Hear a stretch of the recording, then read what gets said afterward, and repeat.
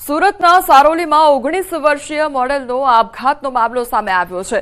19 વર્ષીય મોડેલ સુપ્રીત કૌરે ગળે ફાંસો ખાઈ આપઘાત કર્યો છે। મૂળ મધ્યપ્રદેશની મોડેલ સુપ્રીત કૌર પોતાની 3 મહિલા મિત્રો સાથે રૂમમાં રહેતી હતી। જ્યારે ઘરે એકલી હતી ત્યારે બેડરૂમમાં પંખા સાથે દુપટ્ટો બાંધી ગળે ફાંસો ખાઈ આપઘાત કર્યો હતો।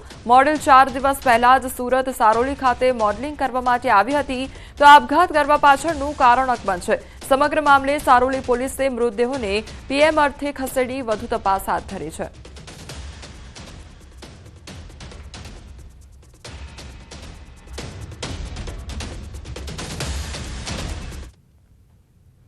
અરવલ્લી જિલ્લાના મેઘરજના રોલેશ્વર મહાદેવ મંદિરમાં ચોરી કરવાની અંજામ આપવામાં આવ્યો છે। તસ્કરોએ મંદિરની દાનપેટીની ચોરી કરી। ચોરાયેલ દાનપેટી બાજુમાં આવેલ તળાવમાંથી મળી આવી ત્યારે ચોરીનો પ્રયાસ થયો, નિષ્ફળ અને દાનપેટી સહી સલામત તળાવમાંથી મળી આવી છે।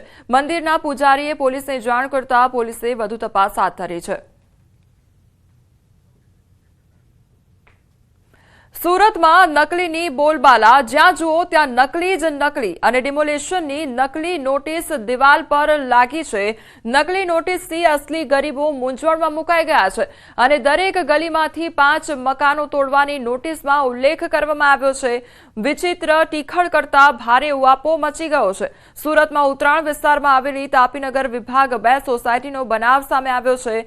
સુરત મનપા સાથે પોલીસને પણ પડકાર ફેંક્યો હોય તે પ્રકારની આ ઘટના સામે આવી છે અને નોટિસ આપવામાં આવી છે અને આ નોટિસ ડિમોલેશનને લઈને નોટિસ આપવામાં આવી છે, પરંતુ આ નોટિસ અસલી નહીં પરંતુ નકલી નોટિસ આપવામાં આવી છે। અહીંયા રાતના કોઈ 2:30 વાગે આવી એક મ્યુનિસિપાલિટીની નોટિસ ચપકારી ગયા છે। એમાં લખેલું છે કે 5 મકાન દરેક ગલીમાંથી ખાલી કરવાના છે, એની જગ્યાએ અમે ગાર્ડન ઊભું કરવાનું છે। તો અહીંયા જે માણસ રહે છે એ બધા સામાન્ય જાતના માણસ રહે છે। કોઈ મુઝમ્સ ખાતામાં કામ કરે, કોઈ જરીમાં કામ કરે, કોઈ બકાલું વેચે છે, કોઈ કડિયા કામ કરે છે। તો એવી રીતે આ લોકોના 11 બાય 20ના મકાનમાં રહે છે। આ લોકો કોઈ બિલ્ડરનું કાવતરું હોય, ગમે તેનું કોઈનું કાવતરું હોય તો ભયનો અમલ ઊભો કરી દીધો છે। અહીંયા ભય બહુ મોટું થઈ ગયું છે।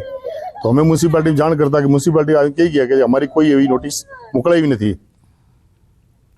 સંવાદદાતા કીર્તેશ અમારી સાથે જોડાઈ ગયા છે। કીર્તેશ, અત્યાર સુધી નકલી ડિગ્રીઓ જોઈ, નકલી ખાવાની ચીજ વસ્તુઓ જોઈ, પરંતુ હવે તો ડિમોલેશનની નકલી નોટિસ આપવામાં આવી છે। શું અપડેટ આખી ઘટનામાં? બિલકુલ, સુરતના ઉત્તરાયણ વિસ્તારની આ ઘટના છે। તાપીનગર વિભાગ 2માં જે પ્રકારે સોસાયટીમાં નકલી નોટિસો લગાડવામાં આવી હતી તેને લઈને લોકોની ચિંતા વધી હતી, કારણ કે આ નકલી નોટિસો પર અસલી ગરીબોના જે ઘર છે તે તોડવાની વાત સામે આવી હતી। ખાસ કરીને દરેક ગલીમાં 5 મકાન તોડવાની નોટિસને લઈને લોકો મૂંઝવણમાં મુકાયા હતા। કોઈ ટીખણખોરી કર્યા હોવાનું સામે આવ્યું હતું। જો કે આ સમગ્ર મામલે જ્યારે સ્થાનિક રહીશોએ પોલીસને જાણ કરી ત્યારે ખબર પડી કે આ જે ડિમોલેશનની નોટિસ છે તે નકલી છે અને નકલી નોટિસને લઈને તેઓની જે ચિંતા હતી તે દૂર થઈ હતી। નકલી નોટિસને લઈને એક સમય માટે તે વિસ્તારમાં રહેતા ગરીબોના જીવ તાળવે ચોંટ્યા હતા। જી કીર્તેશ,